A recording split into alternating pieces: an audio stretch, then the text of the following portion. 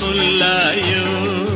துணை தேடிடும் ஏழை நான் வரும் செய்தி அவனிடம் சொல்லாயோ